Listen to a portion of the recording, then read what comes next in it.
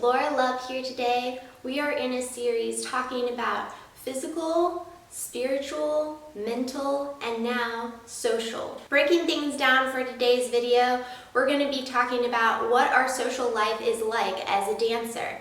And then we're going to be going through dance friends, non-dance friends, and a little bit of diversity with friendships as well. So I thought that I would share at the beginning a little bit about me and my social life and what I grew up and experienced. For me growing up, I was homeschooled. I would do classes during the evening for ballet, and I would work at home on my schooling during the day. Over the course of time, this one teacher developed a homeschool class for us dancers, and it was in the middle of the day.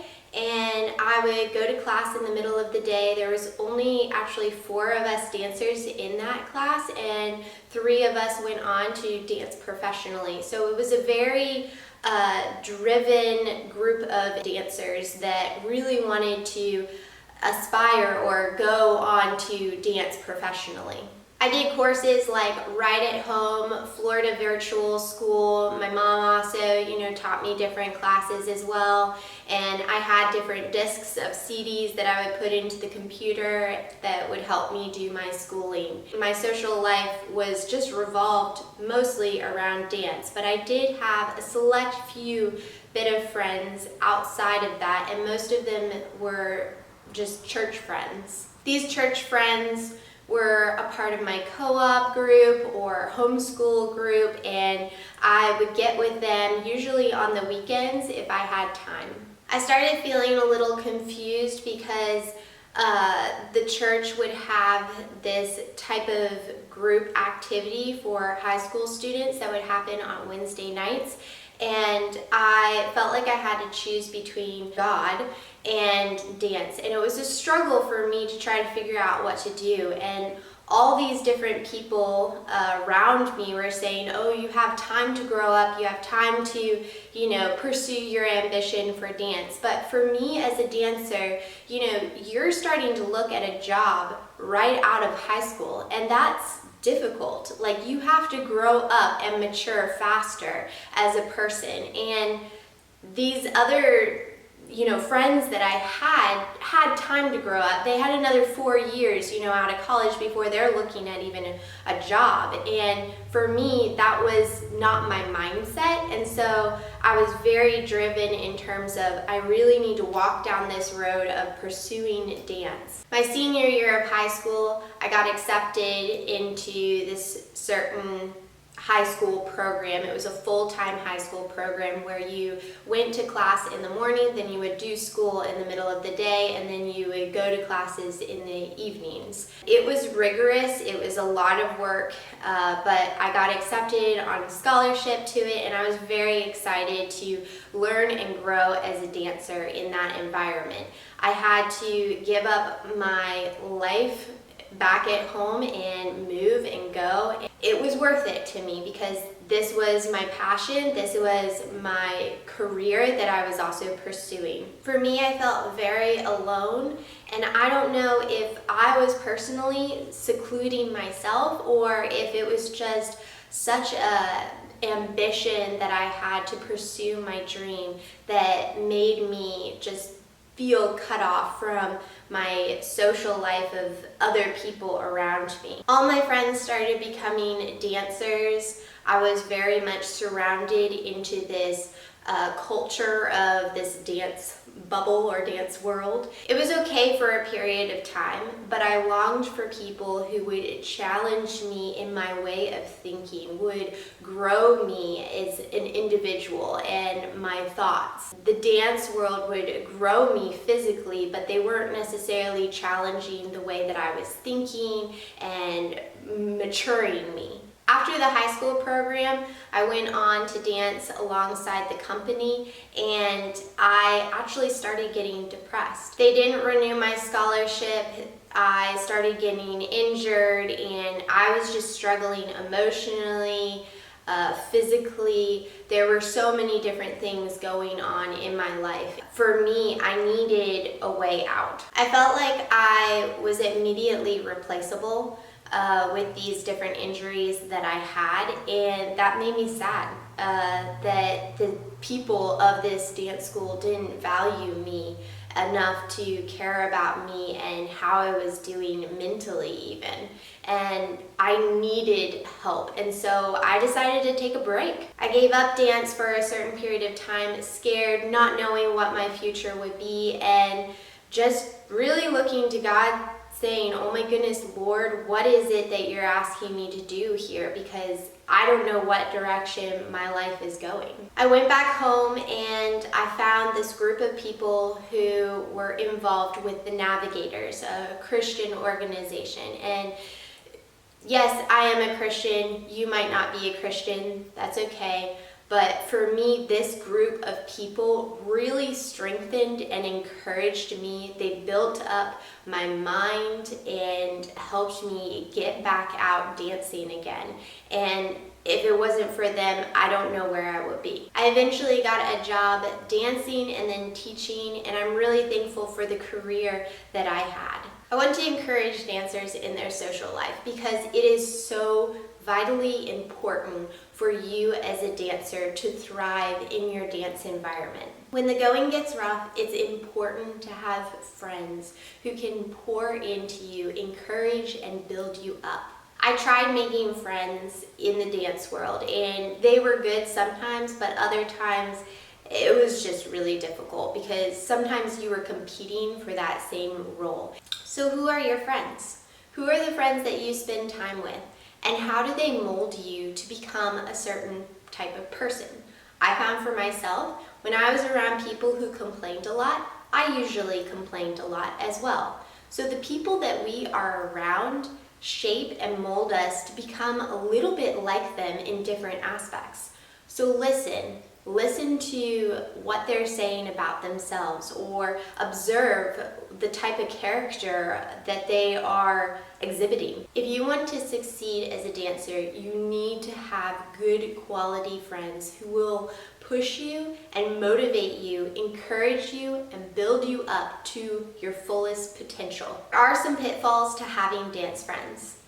Teachers in particular can really put student against student. I had a friend and she was a good friend at the beginning, but then our teachers started comparing us, and all of a sudden we were enemies. We were competing for the same role, and that became very difficult for us to be friends. It can ruin your social life as a dancer when teachers compare. Also, other dance friends who are so interested in climbing the ladder of success that they don't care actually about you, they kind of put you into a fight or flight mindset, and you as a person, you either really drive yourself in unhealthy ways to pursue that certain type of role or whatever it is that you're trying to achieve, or else you just take the mindset of I don't care anymore and I give up. There is still obviously benefit to having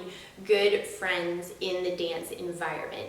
They understand your crazy rehearsal schedule. They have shared experiences with you. They understand about injuries and how you need to eat healthy or whatever it might be. I still want to encourage you to have friendships in the dance environment that you're in, but choose your friends wisely. What type of friends are you around? Treat them as you would treat yourself. Be the friend that you want them to be. Be the friend you want to have. Also, be long-term focused rather than just nearsighted. Your career won't last forever, so some of these people or these friendships might develop into good connections that you could have later on in life, like getting a job or a teaching job in the future. Have friends in the dance environment that you're in, but also have friends outside.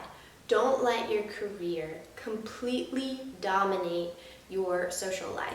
I know that what I just said there is extremely difficult for us as dancers because we are working sometimes on the weekends, performing. When everybody is off from work with a holiday, that's when we are working the most. I understand that it's difficult, but don't just push all of those friendships to the side. It will benefit you and your career in the long run. I wish I had this support structure or good friends outside of dance, because mentally speaking, I would start with a train of thought, which would lead to another train of thought, which would lead to another train of thought, and it would spiral me downward. We want friendships that help come in and ask us good, solid questions to help build us back up, and even get in there and talk about why are we even going through all of these things. Those are the type of friends that really care about us and our long-term physical and mental health. This navigator group of friends that I was in, I had one woman that I met with, and she really poured and invested into my life and talked to me about some of these things. She cared about me. And so if you can find someone who is like that for you, that will help you in so many different areas. It was my sophomore year out of high school when I started realizing that I really needed to develop friendships outside of dance rather than just inside the dance world or dance bubble. That I had to be intentional with the use of my time. I had to make friends a priority in my life. My big takeaway from it all was I needed to become intentional. You as a dancer or aspiring dancers, you need to learn to grow in being intentional with people. So whether that is on the weekend or on your downtime, whatever it might be, try to get or budget out of your schedule maybe 2 hours or even 1 hour to meet with someone. See that person, talk with them about life, and are they going to ask you really good intentional questions as well? You be the friend as well. Ask intentional questions. Now I know when I'm talking about being intentional, you're thinking, oh my goodness, how can I carve out time? Even after I'm done with classes and everything like that, sometimes you're going home, you're icing your feet, you're icing this, or you're doing other exercises. There is such a limited, sometimes, amount of time that we have. I understand that. I would go back home, pour all this ice in a bathtub, and I would just sit there in ice, just trying to alleviate all the different things in my body that had happened throughout the day, the inflammation. Time with other people is crucial for our bodies, for our mind, for our overall health as dancers. Try to get people to come and meet you at your place or around the corner at a coffee shop, whatever it might be. Try to meet with people at a place that is convenient for you so that maybe you don't have to spend as much time going to meet them. Then find a group. For me, I found a group of the navigators that helped and benefited, encouraged me. But you, there are lots of other different groups out there that are good, that might help you too. So go find a group of people who you can hang around, who you can get to know, and those type of people build you up. Again, why do this? Well, we as humans don't do well by ourselves, and we need outside input. Research says that it lowers anxiety and depression, helps us regulate our emotions, leads to higher self-esteem and empathy, and actually helps improve our immune system. According to a TED Talk by Dan Barnos, if I'm saying it correctly, people who live longer and happier lives have 3 things. 1, they have people they love and who they are close with. 2, they have time with people who are like-minded. And 3, they are meeting with regularity with those people. I found that meeting with the navigators, all of those things were being accomplished. But also I grew in my understanding, and I felt like I had self-worth or a meaning and purpose to life. I started attending a weekly Bible study. I also started going to these group gatherings, and then I would meet with a woman one-on-one who would disciple me or pour into me. Meeting with a diverse group of people expanded me and my way of thinking. And I did this in several different ways. One was just diversifying the group of people with their backgrounds and interests, and broadening the age of the type of people that I was also with. The Navigator group of people encouraged me to meet with people who were older than me, who would share their wisdom with me and ask me hard questions. This group of people also encouraged me to meet with younger people that would expand me and help me learn to care and mature as a person, but care for these people who were younger than me. I was also pushed to be friends with people who I would not have originally been friends with because our interests were so different, but because they pushed and encouraged me to meet with these people, it really helped the way that I thought. I ended up really getting along with these people, and it was so wonderful to have those different type of people who would come in and give me different life experiences that were so different than my own. Lastly, they encouraged me to meet with non-believers, people who were not Christians, get to know them as people and enjoy their friendships. Diverse background in age, as well as multitude or diversity in thought, can really grow you as an individual. It will expand your social life. So 3 points. Grow your social life in the dance world. Then grow your social life outside of the dance world.